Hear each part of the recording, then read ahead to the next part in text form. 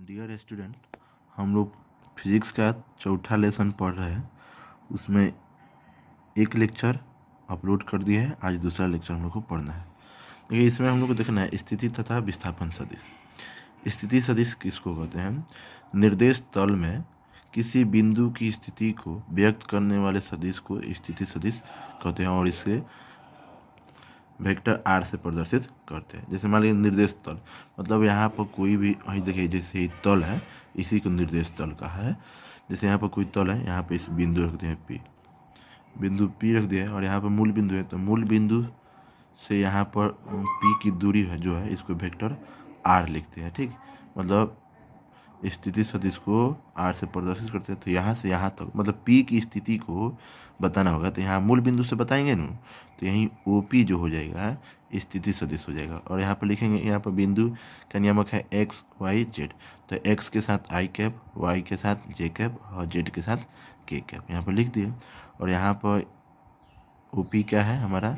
Are, मतलब स्थिति सदिश। तो आर बराबर हो जाएगा एक्स आई कैप, एक्स आई कैप, वाई जे कैप और जे के कैप। अब यहाँ पर है विस्थापन सदिश।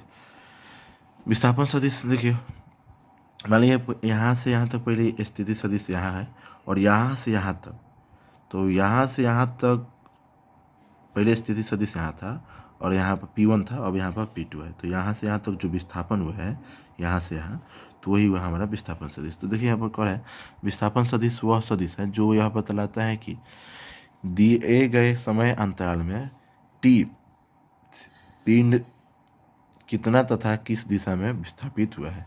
तो कितना तथा किस दिशा में, तो देखिए यहाँ से यहाँ तक विस्थापित हुआ है, तो इसको हम लोग लिखेंगे डेल्टा आर, जो विस्थापित हुआ है डेल्टा आर। तो यहाँ पर P1 है x1 y1 z1 और यहाँ पे x2 y2 z2।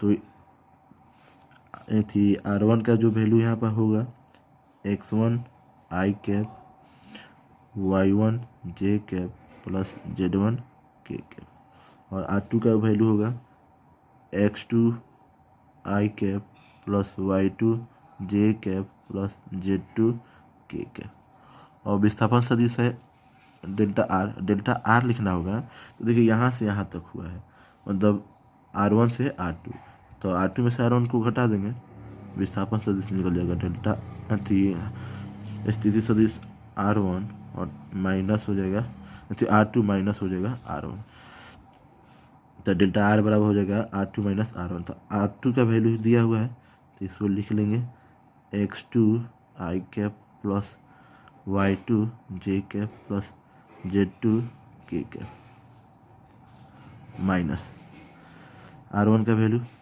वैल्यू है x1 आई कैप प्लस x2 जे कैप प्लस x2 लिखते हैं y2, और यहाँ पर z2 के कैप। अब यहाँ पर देखिए हो जाएगा x2 आई कैप प्लस y2 जे कैप प्लस z2 के कैप माइनस। यहाँ पर देखिए माइनस है तो कोष्ठ हटेगा तो अंदर का चिन्ह चेंज हो जाएगा। यहाँ पर हो जाएगा x1 आई कैप माइनस x1 लिख दिए, यहाँ पर z1, यहाँ पर y1, यहाँ पर z1 होगा, यहाँ पर y1 जे कैप प्लस नहीं माइनस होगा z1 के कैप। अब देखिए आई कैप इसमें भी है और आई कैप इसमें भी है, तो आई कैप कॉमन लेंगे तो हो जाएगा x2 माइनस x1 आई कैप, यहाँ पर हो जाएगा y2 माइनस y1 के कैप, और यहाँ पर हो जाएगा z2 माइनस z1 के कैप। यही हमारा हो गया विस्थापन सदिश। और इसका अगर परिमाण निकालना होगा, इसका परिमाण, तो मोड ऑफ डेल्टा आर हो जाएगा, तो हो जाएगा root under x2 minus x1 the whole square, y2 minus y1 the whole square, z2 minus z1 the whole square. ये हमारा हो गया विस्थापन सदिश। अब इसके बाद देखिए सदिशों के प्रकार अब हम लोग पढ़ेंगे। इसके बाद है सदिशों के प्रकार, टाइप्स ऑफ वेक्टर। तो इसमें पहला है समान सदिश, इक्वल वेक्टर। समान सदिश किसको कहते हैं? वे सदिश जिनके परिमाण और दिशा समान होते हैं, परिमाण और दिशा दोनों समान होता है, उन्हें समान सदिश अथवा तुल्य सदिश कहते हैं। जैसे ए तथा बी समान सदिश है, तो इसको हम लिख सकते हैं ए इक्वल बी, ए इक्वल बी, तो इसको बोलेंगे समान सदिश। अब देखिए विपरीत सदिश, ऑपोजिट वेक्टर।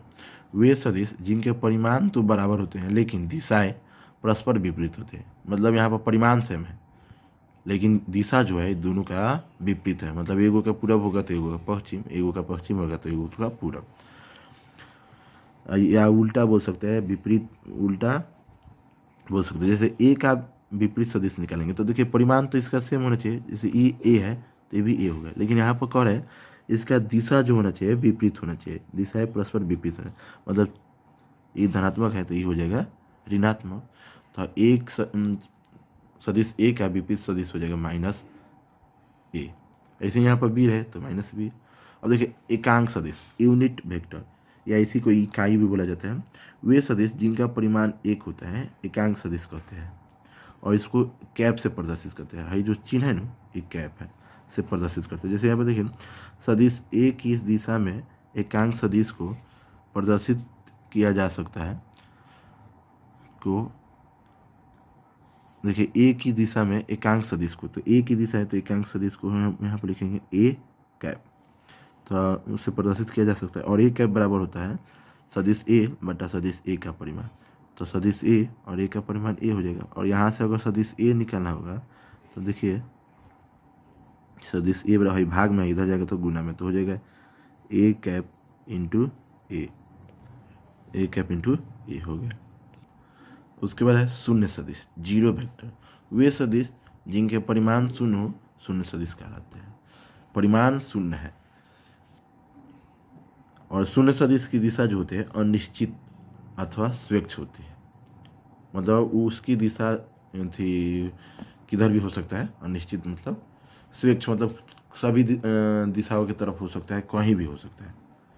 अब है असमान सदिश, अनइक्वल वेक्टर। वे सदिश जिनके परिमाण एवं दिशा अथवा दोनों एक दूसरे के भिन्न हो, मतलब दोनों अलग हो, एक दूसरे के, देखिए यहाँ पर एक दूसरे